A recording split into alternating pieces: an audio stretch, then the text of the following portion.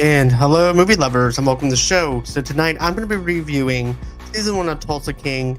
This is actually hands down one of my favorite shows that Sylvester Stallone has ever played in. I'm really am excited to be able to do this review and to be able to talk about season one of Tulsa King. So without further ado, let's go on ahead. Let's get started. I can't wait to be able to talk about this.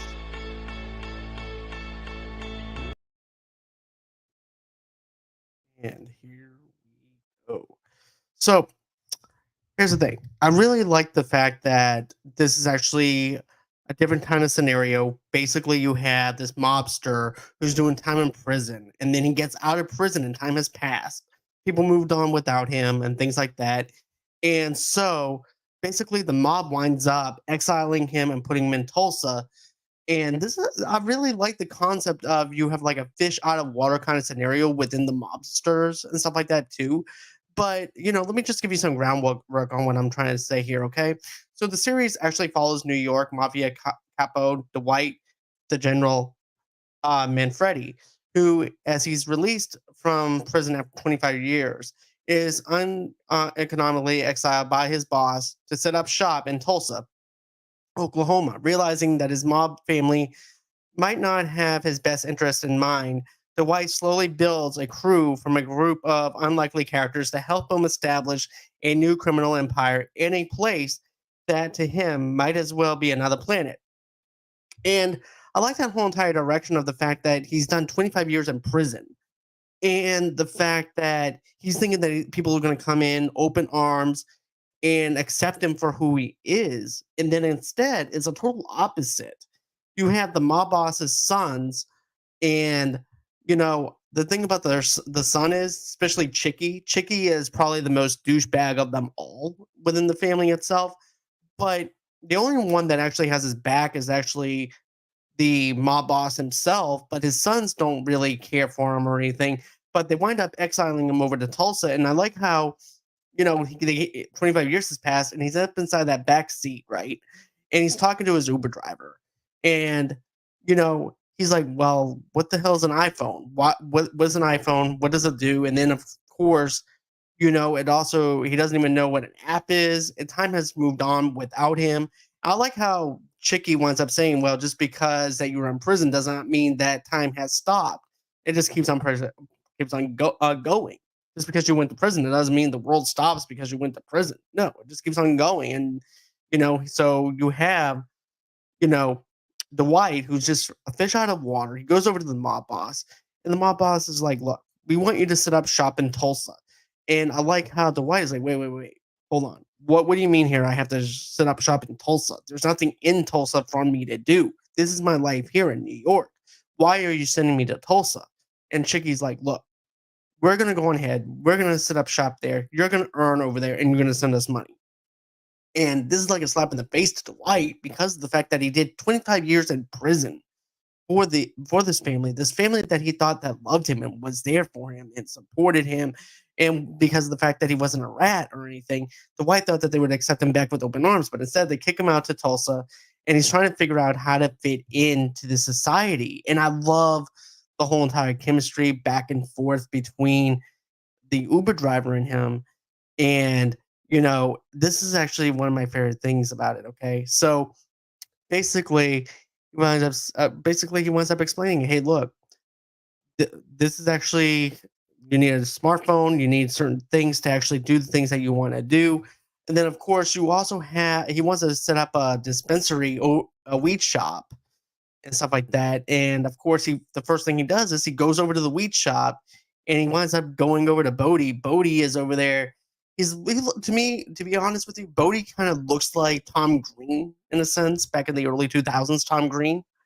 And I like how everybody's like kind of zoned out and everything's like, and because they're high, but also too, they're not used to someone that's like a mafioso walking into there and saying, hey, look, I'm going to shake you down for this, but I'm going to protect you against the people that are your enemies. And I was like, well, what are you talking about? Weed is legal. There's no way that you can shake us down or anything like that. It's not the same as it once was.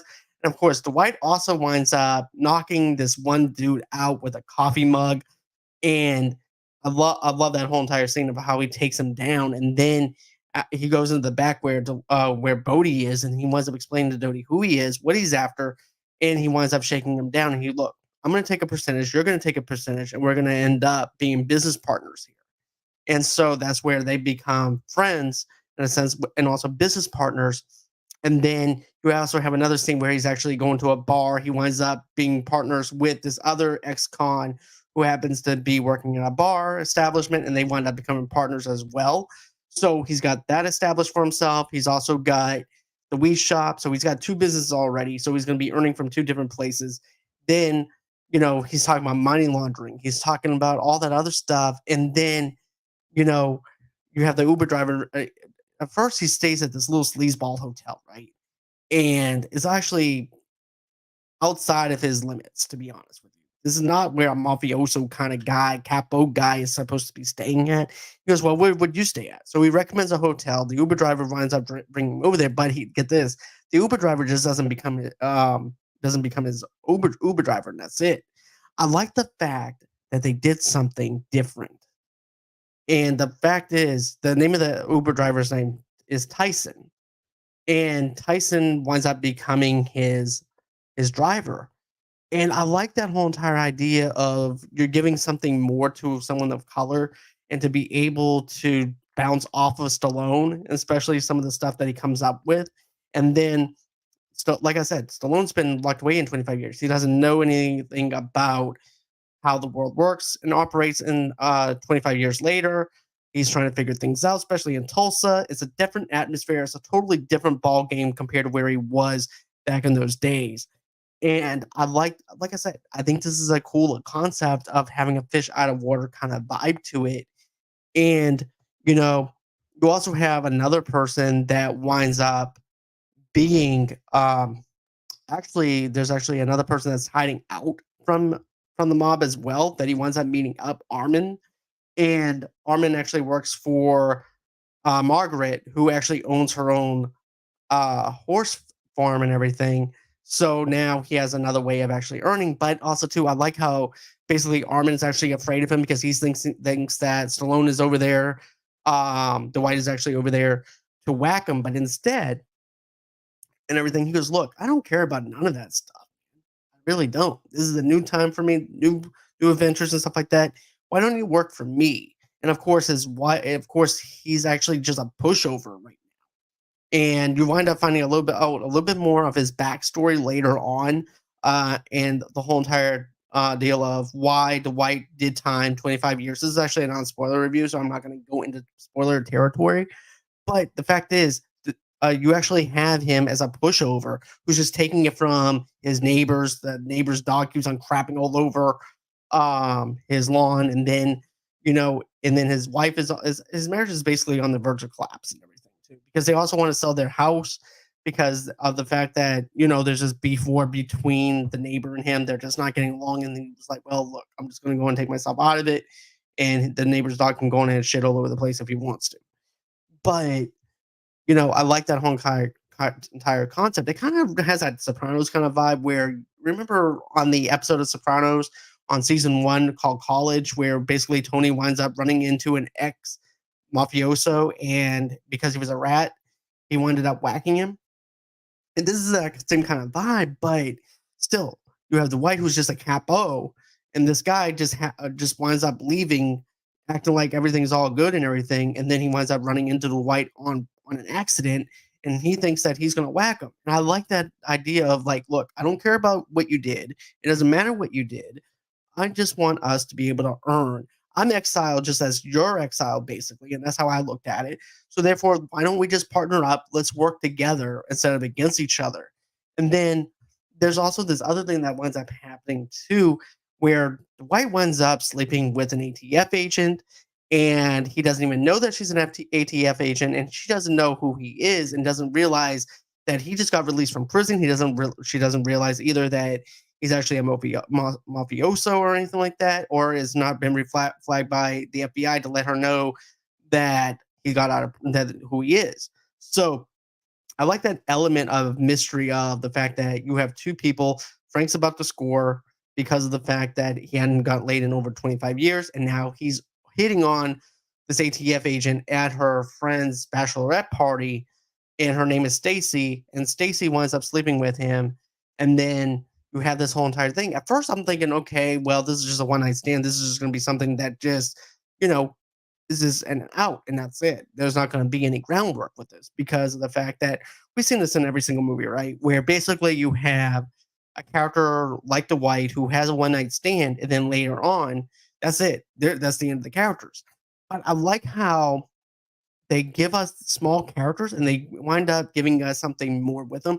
Like I mentioned with the Uber driver, with him, and then of course with Stacy. You're thinking those two characters are just going to be secondary and they're not going to be evolved or anything like that late in in the series. But no, instead they wind up carrying those characters over and they give them layers to actually work with and having a change as well.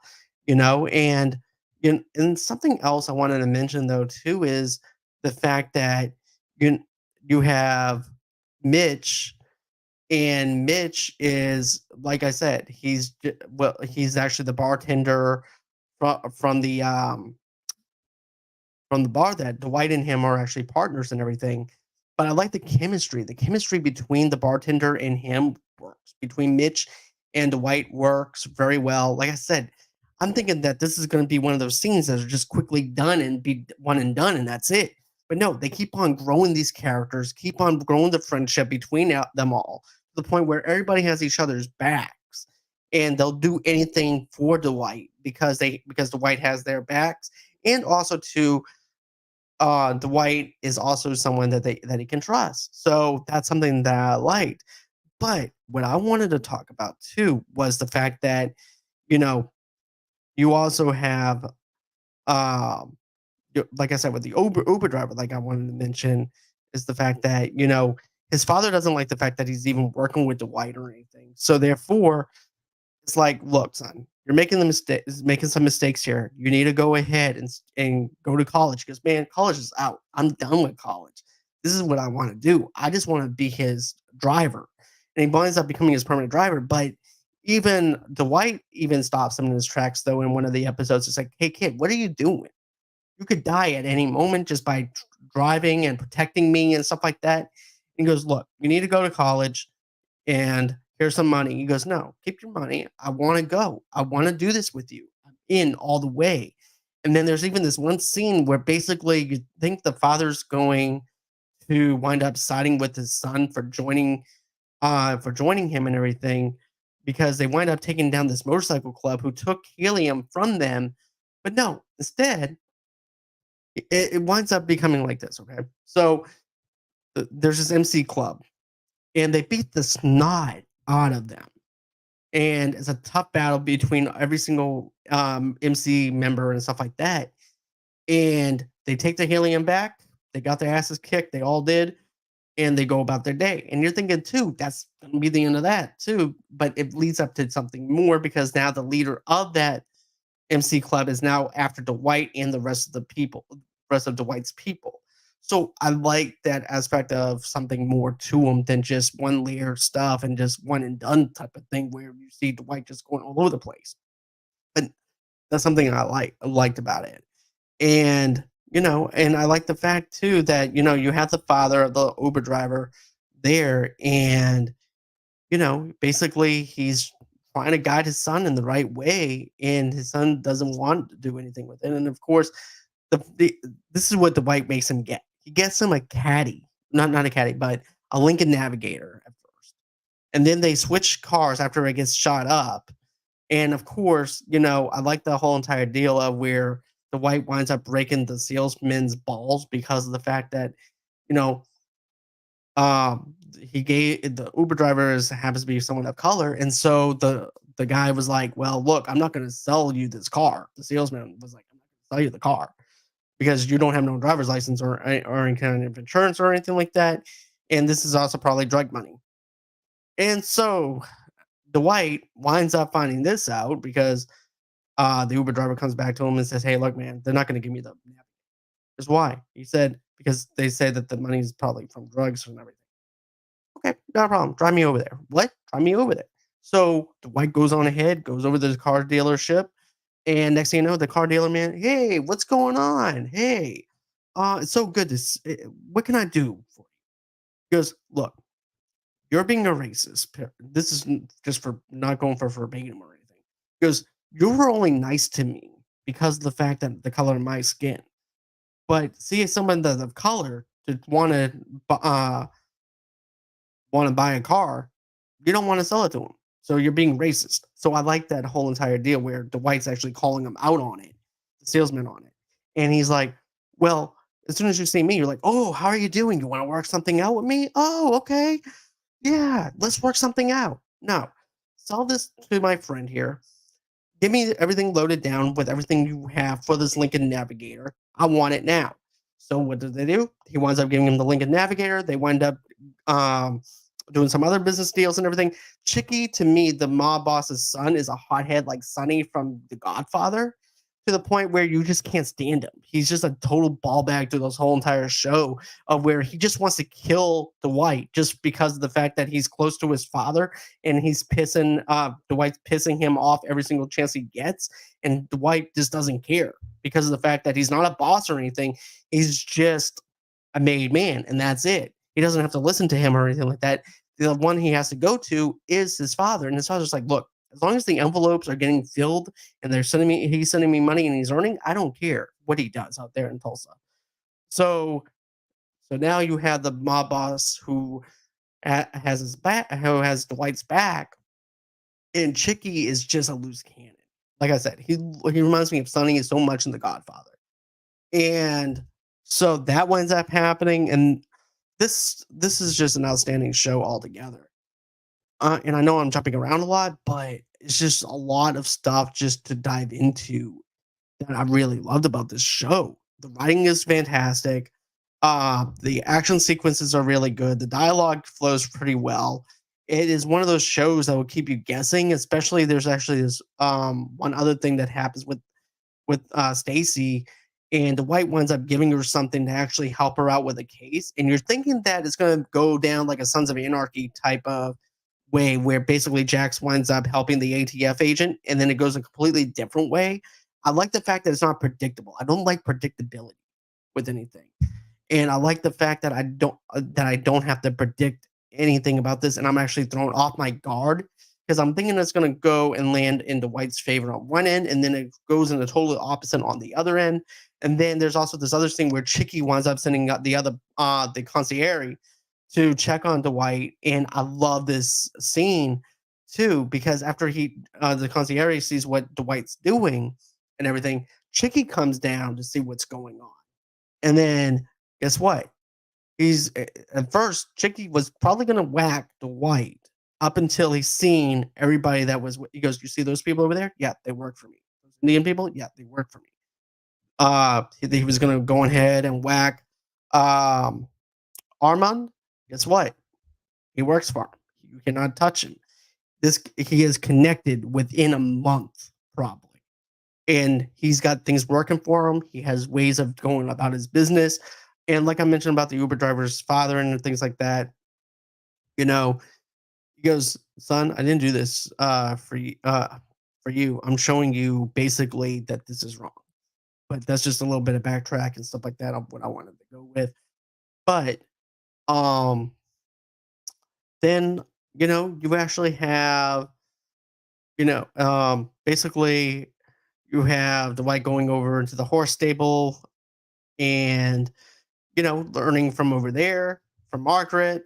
Margaret's helping him. Then it gets into this whole entire deal where once the ATF agent basically winds up um doing the one night stand, um she winds up finding out through the other ATF agents that, oh snap, the white Manfredi got out of prison. And not only that, but he's also on the FBI's radar right now. And she doesn't care about that. All she cares about is one thing: taking down the MC, main baddie, because of the fact that she's working a case. So she doesn't care about that. And then there's this douchebag FBI ATF that looks like he's just trying to make a name for himself. And he's basically trying to tell him, look, I don't care about any of it. I don't care about what Manfredi is doing or anything like that. The case is with the ATF, not the FBI. Do not get them involved. But no, what does he do? He winds up getting the FBI involved. That dude is probably one of the biggest ball bags in this show too, aside from what happened with what Stacy did, which really pissed me off because of the fact the way that happened. But this show, I wouldn't say this is actually better than The Sopranos. I would actually still put The Sopranos at number one, Boardwalk at number two, and this is my number three. So top three mob shows that I've watched that I really liked. And you know, I think that you guys are gonna like this TV show. There's a lot of stuff that happens within the show itself that will keep you on your toes. The stunts were good. The fighting choreography was really good. You also have um, a lot of other stuff that happens within the mob family too, with especially with Dwight's daughter that you wind up finding out what one of the other mafiosos did, and then he winds up retaliating and doing what he did to the mob boss, not the mob boss, but to the other mafiosos that's part of that family. So yeah, I definitely think that you guys will enjoy this. Sorry, excuse me. But anyways, guys, that's gonna be it as far as the show goes. But tell me what you guys think of Tulsa King season one. Did you like it? Did you not like it? Comment below. Do you think that this is actually one of the best shows right now as far as a mobster show goes? Tell me in the comments below. And guys, thank you so much for joining me. I do appreciate this. I hope everyone has a great and safe night. And we'll catch you guys on the next one. And Rossie and I are going to be doing a Tupac playlist as well. So